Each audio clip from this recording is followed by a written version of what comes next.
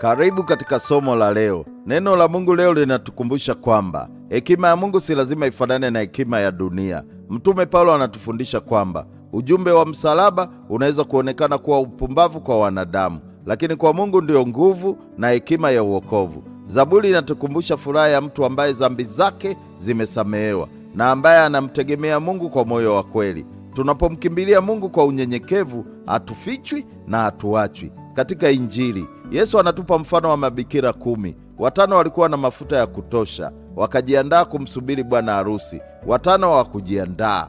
Bwana harusi alipochelewa, wote wakalala, lakini alipofika, waliojiandaa wakaingia kwenye sherehe. Somo letu ni hili: usisubiri kesho ili kumtafuta Mungu. Jiandae leo. Imani si maneno tu, ni maisha ya kumtumaini Mungu, kutubu na kuwa tayari wakati wote.